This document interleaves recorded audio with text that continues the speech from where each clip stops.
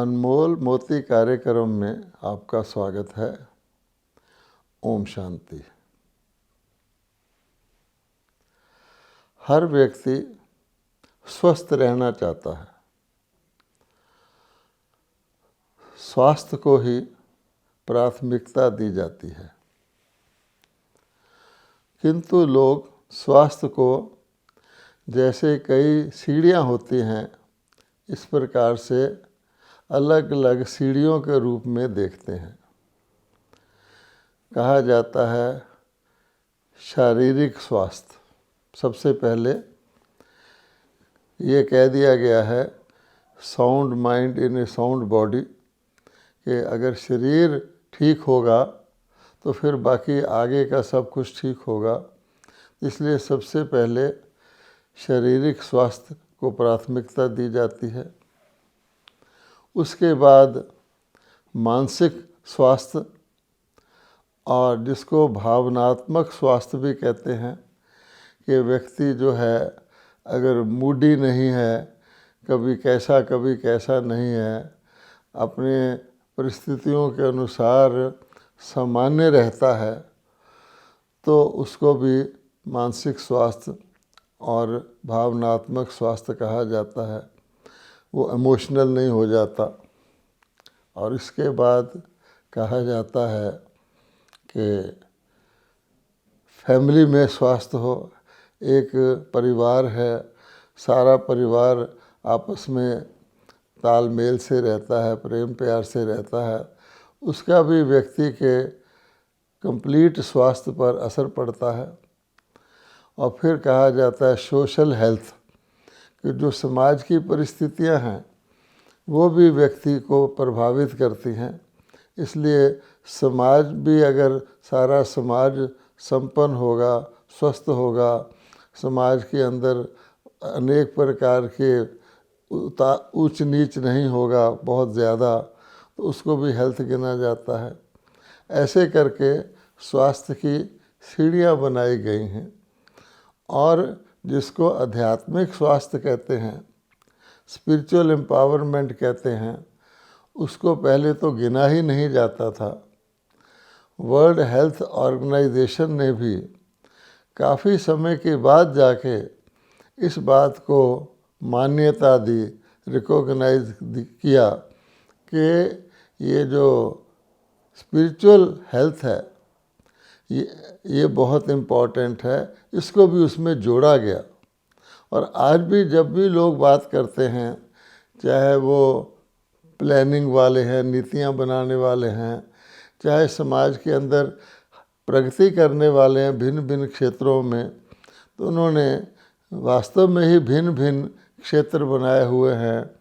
तो वो कहते हैं फिज़िकल एम्पावरमेंट, फिर मेंटल इमोशनल एम्पावरमेंट, फिर वो कहते हैं एजुकेशनल एम्पावरमेंट, इस व्यक्ति का शिक्षित होना भी आवश्यक है सशक्तिकरण के लिए। फिर वो कहते हैं आर्थिक यानी फाइनेंशियल एम्पावरमेंट होना चाहिए। फिर लोग कहते हैं कि नारी जाति जो है समाज का एक बहुत ही महत्वपूर्ण हिस्सा है, कि नारी ही जन्मदात्री है, और कम से कम 50% पॉपुलेशन तो नारियों की है, तो नारियां भी पीछे न रह जाएं। तो विमेन एम्पावरमेंट को भी महत्व दिया जाता है। इसके बाद सोचते हैं कि समाज में अनेक प्रकार की विषमताएं ना हो, इसलिए उसको वो लोग कह देते हैं जो पिछड़े वर्ग हैं, जो नीचे रह गए हैं लोग, उनको भी समाज के मेन स्ट्रीम में लाया जाए, उनकी भी एम्पावरमेंट के लिए अलग अलग प्रकार की योजनाएं बनाई जाती हैं। सार ये है कि जिसको कहा जाता है स्पिरिचुअल एम्पावरमेंट, स्पिरिचुअल हेल्थ, आध्यात्मिक सशक्तिकरण, या अगर सिंपल भाषा में कहें आत्मा का सशक्तिकरण, उसको लास्ट स्थान दिया जाता है।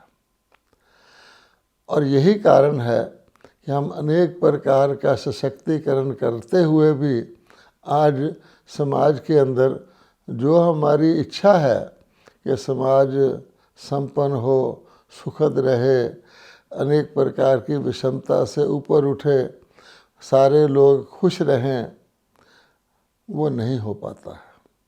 आज हम इस विषय पर चर्चा करेंगे कि आत्मिक सशक्तिकरण, स्पिरिचुअल एम्पावरमेंट वास्तव में सबसे पहले होना चाहिए, क्योंकि स्पिरिचुअल एम्पावरमेंट इतना महत्वपूर्ण है कि अगर आत्मिक सशक्तिकरण हो जाए तो अन्य सशक्तिकरण अपने आप ही हो जाते हैं।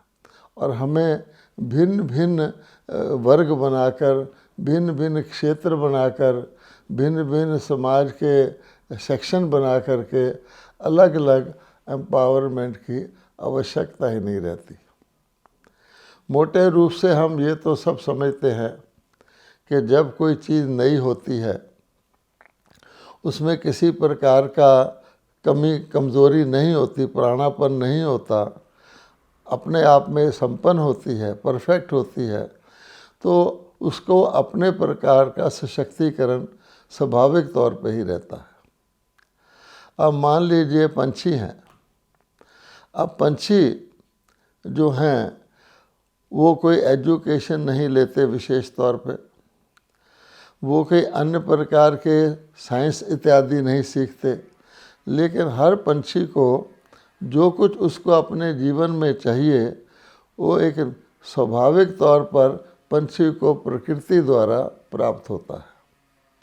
हम देखते हैं पंछी कोई घड़ी नहीं रखते हैं, लेकिन आप देखिए सुबह के वक़्त पंछी कतारें बना करके अपने अपने पेड़ों से चल पड़ते हैं, बड़ी लाइनों में जा रहे होते हैं।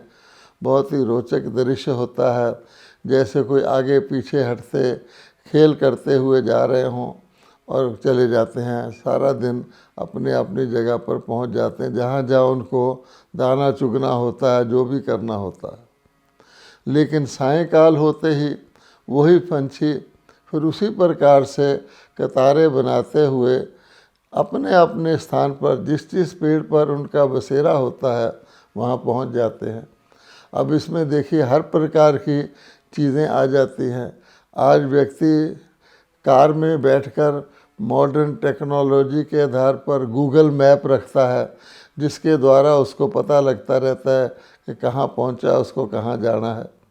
लेकिन पंछी ऐसा कोई मैप नहीं रखते। यहाँ तक है कि साइबेरिया के पंछी, कहाँ साइबेरिया है, और वो भरतपुर, भारत में आकर के वो माइग्रेटरी बर्ड कहते हैं, वो अपने सीज़न में भरतपुर पहुंच जाते हैं और उनको कोई मैप की आवश्यकता नहीं पड़ती, कोई किसी चीज़ की आवश्यकता नहीं पड़ती। ऐसे ही आप देखेंगे पेड़ के ऊपर बंदर होता है, लंगूर होता है, उसका छोटा बच्चा होता है, वो भी एक डाली से दूसरी डाली पर कूदता है, जिस डाली पर उसको जाना होता है। कभी ऊपर से नीचे आता है, कभी नीचे से ऊपर आता है। हमने कभी नहीं देखा कि वो बच्चा गिर जाता हो या डाली से आगे निकल जाता हो या उससे पीछे रह जाता हो। तो ये विद्या उनको स्वाभाविक तौर पे प्राप्त है। तो हम देखेंगे कि प्रकृति उनके अंदर भी आत्मा है। तो प्रकृति ने एक ऐसा नियम बनाया हुआ है कि अगर जो उसके अंदर जीव है, जीव के अंदर जो प्राणी है, वो अगर परफेक्ट है, सशक्त है, तो बाकी सब चीज़ें उसको नेचुरल तौर पे अवेलेबल हो जाती हैं। आप देखेंगे कि जो लोग पालतू कुत्ते रखते हैं, तो जो संसार में जंगली कुत्ते होते हैं जो पालतू नहीं होते, उनको कभी डायबिटीज़ नहीं होता, उनको कभी मनुष्यों जैसी बीमारियां नहीं होती। लेकिन जो लोग पालतू कुत्ते रखते हैं उनको उसी प्रकार के रोग हो जाते हैं जो मनुष्यों को होते हैं। बड़ी बड़े औषधालय बने हुए हैं उनके लिए, बड़ी बड़ी पुस्तकें उनके इलाज के लिए बनी हुई हैं। तो कहने का भाव ये है, अगर आत्मिक सशक्तिकरण में कमज़ोरी आती है तो फिर हमें अन्य अन्य आधार लेने पड़ते हैं, और वो आधार उस कमज़ोरी को दूर नहीं करते, बल्कि हमें उन आधारों को और ज़्यादा सशक्त बनाना पड़ता है, व्यक्ति को जीवित रखने के लिए, उसकी ज़िंदगी का बाकी हिस्सा काटने के लिए। जैसे किसी व्यक्ति की आंखों में चश्मा नहीं है, वो नॉर्मल देखता है, फिर उसकी आंखें कमज़ोर हो जाती हैं तो उसे चश्मा लगता है। तो हम सब जानते हैं कि धीरे धीरे वो चश्मा सिंपल लेंस से कंपाउंड लेंस बन जाता है, फिर उसके बाद भी और आँखों में कमज़ोरी आती है। तो आज 100 प्रकार के आई ड्रॉप्स बने हुए हैं, आई ऑइंटमेंट्स बने हुए हैं। व्यक्ति को कम से कम दिखाई जितना ज़्यादा हो सके साइंस के आधार पर, डॉक्टरी साइंस के आधार पर दिखाई देता रहे। परंतु अगर नॉर्मल सशक्तिकरण हो, हमने आपने कभी किसी जानवर को, किसी पंछी को चश्मा लगाते हुए नहीं देखा, आई ड्रॉप्स लगाते हुए नहीं देखा। तो कहने का भाव ये है कि हमने अपनी प्रायोरिटी को उल्टा कर दिया है। आत्मिक सशक्तिकरण का एक और भी बहुत बड़ा महत्व है। कई लोग आत्मिक सशक्तिकरण का नाम सुनते ही डरते हैं। जो लोग संसार में रहते हैं, वर्ल्डली लाइफ लीड करते हैं, उनको कोई बात करे कि आत्मिक या आध्यात्मिक सशक्तिकरण, स्पिरिचुअल एम्पावरमेंट की, तो पहली बात कह देते हैं कि हमें तो टाइम नहीं है, हमें तो फुर्सत नहीं है। जो गरीब व्यक्ति हैं वो कहते हैं हम अपने रोटी कपड़े मकान का प्रबंध करें या आत्मिक सशक्तिकरण करें। और जो साधन संपन्न है वो कह देते हैं आत्मिक सशक्तिकरण की क्या आवश्यकता है, उसके द्वारा भी तो हमें संपन्नता ही चाहिए, हमें तो संपन्नता ऑलरेडी है, हमारे पास धन भी है, हमारे पास सब कुछ है, साधन है सारे। किंतु वो ये नहीं देखते कि अगर आत्मिक सशक्तिकरण नहीं है तो सब कुछ होते हुए भी जैसे कुछ नहीं है। जिसके पास कुछ नहीं है उसके पास तो वैसे ही कुछ नहीं है, लेकिन जिसके पास सब कुछ है उसके पास भी कुछ नहीं है, क्योंकि आखिरकार उपभोग करने वाला कौन है? व्यक्ति जीवन में साधन इकट्ठे करता है, संबंध जोड़ता है, तो किस लिए? कि उनका वो उपभोग कर सके। अब उपभोग करने वाला है आत्मा। ये बात समझने की है कि मनुष्य तो यहाँ तक भी भूल चुके हैं कि आत्मा ही करता है, आत्मा ही भोगता है, और दुख सुख की महसूसता भी आत्मा को ही आती है। और वो ये समझने, क्योंकि आत्मा दिखती नहीं है, मनुष्य आत्मा को भूल चुके हैं, तो इसी कारण से वो शारीरिक तौर के सशक्तिकरण करते हैं। एजुकेशन की जो डिग्रीज मिलती हैं वो शरीर के साथ ही मिलती हैं। जितना व्यक्ति धन इकट्ठा करता है उसका अकाउंट भी शरीर के हिसाब से रखा जाता है। जो वो संबंध जोड़ता है वो भी शरीर के साथ ही होते हैं, और शरीर के अंत होने के साथ ये सब एकदम इस एक जीवन का तो ख़त्म हो जाता है, ये हम सब जानते हैं। इसलिए मनुष्य मृत्यु से भी डरते हैं कि हमने बहुत मेहनत करके जो कुछ किया उसको हम उपभोग भी नहीं कर पाए, तो और ज़्यादा कॉम्प्लेक्सिटी जीवन में बढ़ती जाती है। लेकिन देखा जाए, पहली बात तो समझने की ये है कि महसूसता, सुख दुख, अच्छा बुरा आत्मा को महसूस होता है, क्योंकि प्राण आत्मा है, चैतन्य आत्मा है। शरीर और अन्य चीज़ें आत्मा के करने के और करने के बाद उसका जो प्रतिफल आता है उसको भोगने के माध्यम है। ये तो व्यक्ति नॉर्मल तौर पे समझ सकता है कि आंखें नहीं देखती हैं, आँखों के द्वारा आत्मा देखती है। कान नहीं सुनते हैं, कानों के द्वारा आत्मा सुनती है। आत्मा निकल जाए तो आंखें देख नहीं सकती, कान सुन नहीं सकते, ये तो मोटी बात है। अब आप सोचिए, अगर हम आत्मा कमज़ोर हो जाए, आंखें कमज़ोर हो जाए, तो फिर भी कई प्रकार के साधन करके आँखों को कार्य करने के लिए नॉर्मल किया जा सकता है। काफ़ी हद तक आँखों को ठीक किया जा सकता है। कॉर्निया भी रिप्लेस किया जा सकता है। लेकिन उसके द्वारा देखने वाली अगर आत्मा ही कमज़ोर हो जाए, उसका भाव अर्थ यह है कि आत्मा को जो देखना चाहिए वो ना देखकर जो नहीं देखना चाहिए वो देखना शुरू कर दे, जिसको मन की आँख कहते हैं। मन की आँख कमज़ोर हो जाए तो जो चीज़ नहीं देखनी चाहिए उसको वो देखेगा तो क्या होगा? तो हम सब जानते हैं, बहुत सिंपल एग्जाम्पल से कहा गया है, सी नो ईवल। क्यों कहा गया है? ये क्यों नहीं कहा गया सी एवरीथिंग? कि जो चीज़ें आपके स्वास्थ्य को प्रभाव डालने वाली हैं, आपकी मनोस्थिति को प्रभाव डालने वाली है, उनको नहीं देखना चाहिए। प्राय लोग देखते हैं कि कई लोगों का दिल कमज़ोर होता है, वो किसी का ऑपरेशन होता नहीं देख सकते। डॉक्टर के पास उनके इष्टजन का ऑपरेशन हो रहा हो, डॉक्टर ने उसका हार्ट खोला हुआ हो, फाड़ा हुआ हो और उसको बाहर निकाल के कुछ कर रहा हो, तो व्यक्ति बेहोश हो जाते हैं। अब अगर उसको ना देखें, कम से कम वो दृश्य देखकर उनके अंदर डर तो पैदा ना हो। इसी प्रकार से आँखें जो हैं, बहुत कई बार ऐसे भयंकर सीन आ जाते हैं जिसको देखकर व्यक्ति हार्ट फेल हो जाता है। इसलिए कहा गया है कि पहली बात तो यह है कि जो हमारे साधन हैं, जैसे शरीर हमारा सबसे प्रथम साधन है, उसके द्वारा भी हम तभी सुख ले सकते हैं या हम दुख से बच सकते हैं अगर अंदर वाली आत्मा सशक्त हो। वरना क्या होगा?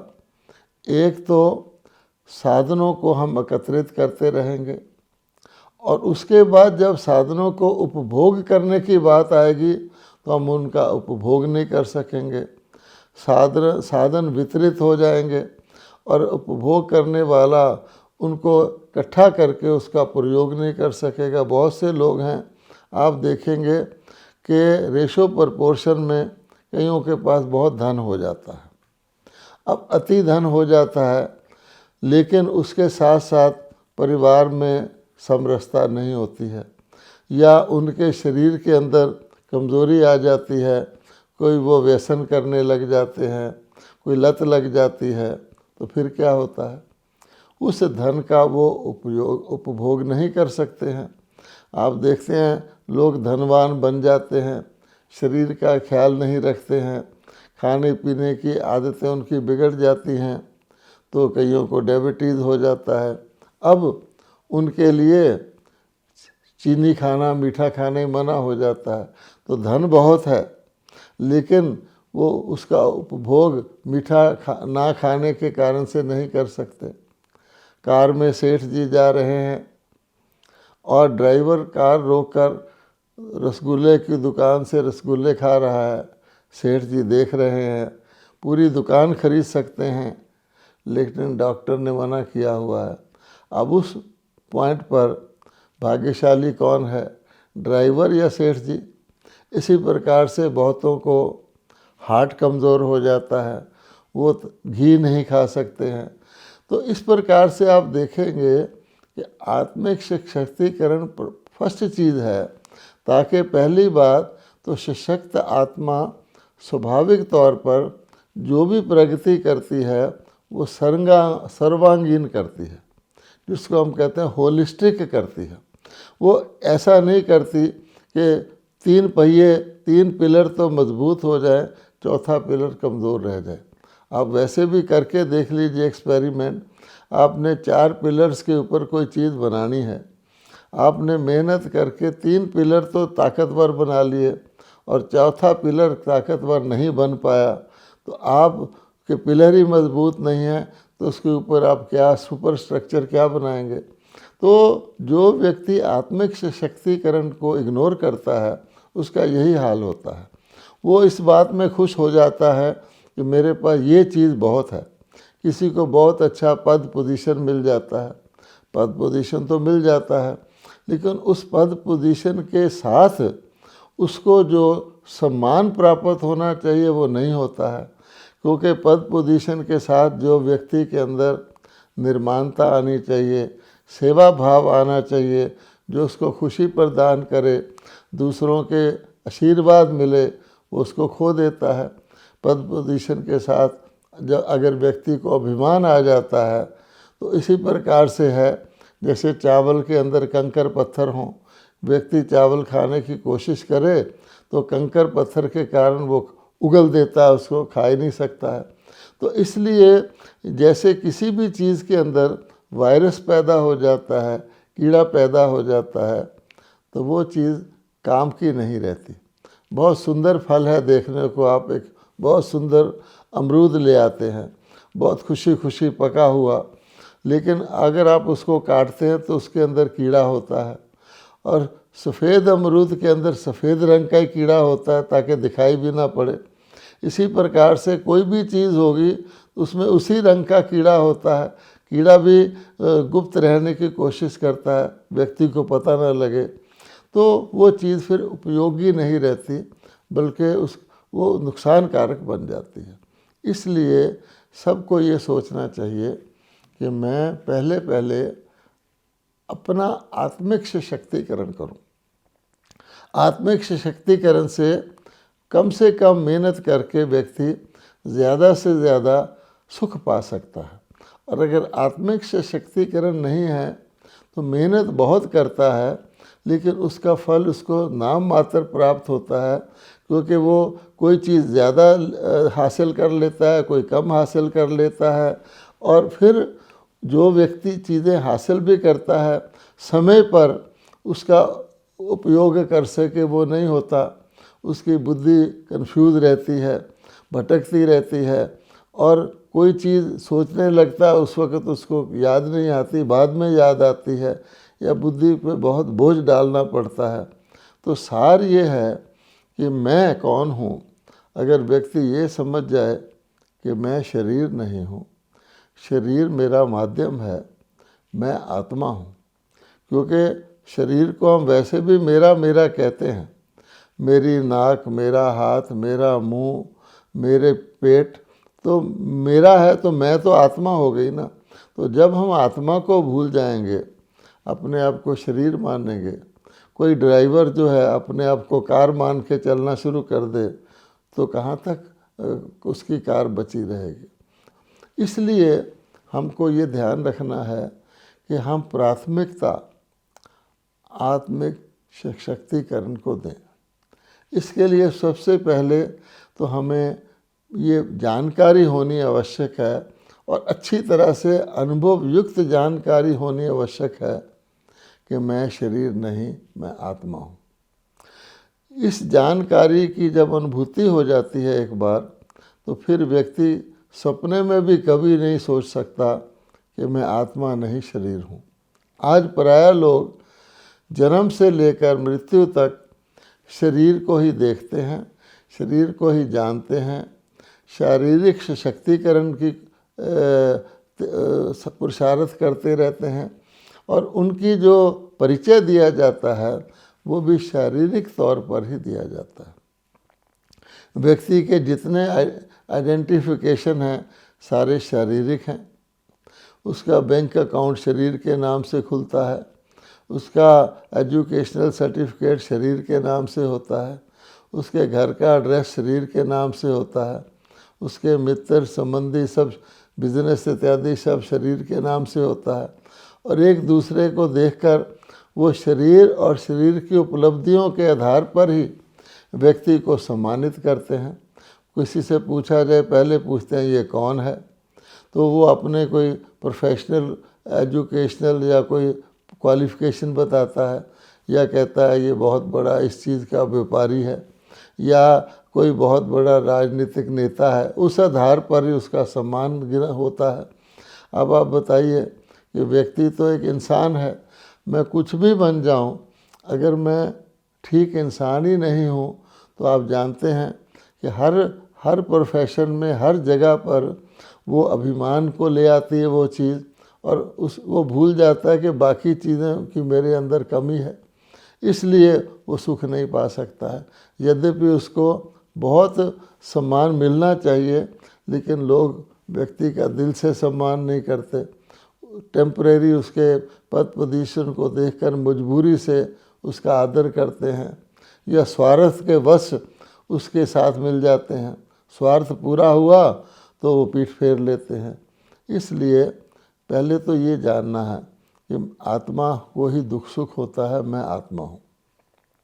अब जो मुश्किल बात आती वो ये है कि जब आत्मा का कमज़ोर बन जाती है। क्यों कमज़ोर बनी? इसलिए कि बहुत काल से हम अपने आप को आत्मस्वरूप भूल चुके हैं, शरीर मानना शुरू कर दिया है। और जब से शरीर मानना शुरू कर दिया है तब से ही हमारे जो कर्म हैं वो अयथार्थ गलत होने शुरू हो गए हैं। तो इसलिए आज हम क्या समझते हैं कि साधन ही मेरा सशक्तिकरण है। जिसके पास ज़्यादा साधन है वो शायद ज़्यादा सशक्त है। यद्यपि उससे पूछा जाए तो वो भी अनेक प्रकार के दुखों, अनेक प्रकार की कमज़ोरियों से घिरा हुआ है। अब प्रश्न पैदा होता है कि आज की स्थिति में जबकि आत्मा कमज़ोर हो चुकी है, साधन वो कितने भी इकट्ठे कर ले, तो जैसे एक बीमार रोगी व्यक्ति के पास कितने भी साधन हों लेकिन वो उसको सुख नहीं दे पाते। जैसे कहा जाता है, सकल पदार्थ हैं जग माही, पराधीन सुख पावत नाही। जो व्यक्ति दूसरे के अधीन है, जो स्वतंत्र नहीं है, जो कोई हम अपनी इंद्रियों के अधीन हो चुके हैं, कोई अपनी जिह्वा का गुलाम है, कोई अपने कानों के का गुलाम है, किसी की बात कच्ची सुन लेता है, कोई आँखों का गुलाम है, मन के गुलाम तो सभी हो जाते हैं। तो कहा गया है, मन के हारे हार है, मन के जीते जीत। अब प्रश्न होता है इसको ठीक कैसे किया जाए। अगर व्यक्ति बहुत पूरा ज्ञान भी धारण कर ले तो आगे के लिए ही वो अपने कर्मों को सुधार सकता है, लेकिन जो पीछे के उससे के गलत कर्म किए हुए हैं उसका जो बहाव है, उसका जो प्रभाव है, उस व्यक्ति को ठीक करने नहीं देता। इसलिए कहा गया है कमज़ोर आत्मा केवल एक ही प्रकार से सशक्त हो सकती है कि वो सर्वशक्तिवान परमात्मा के साथ अपना संबंध जोड़े, अपना तार जोड़े, जिसको हम योग कहते हैं या जिसको हम प्रेम कहते हैं। तो परमपिता परमात्मा जो सर्वशक्तिवान है और परम आत्मा है, जो ही हमारे को देखा जाए तो हर शक्ति के वो सागर हैं। कहा जाता है परमात्मा ज्ञान के सागर हैं, प्रेम के सागर हैं, सुख के सागर हैं, गुणों और शक्तियों के सागर हैं। तो हम उनके साथ अगर स्नेह युक्त संबंध जोड़ते हैं तब हमारे अंदर वो आत्मिक शक्ति अपने आप आती है और फिर हम पुनः शक्तिशाली आत्मा बन करके अपने आप को चलाते हैं। तभी हमारे जीवन में सुख शांति हो जाता है। तो जैसे हम अलग अनेक विद्याएं पढ़ते हैं, विज्ञान पढ़ते हैं, डॉक्टरी विद्या पढ़ते हैं, कोई हुनर सीखते हैं, उससे भी इम्पोर्टेंट है कि हम आत्मिक सशक्तिकरण की विद्या को धारण करें, जो ही ब्रह्मा कुमारी विद्यालय में हम करते हैं और करवाते हैं। ओम शांति।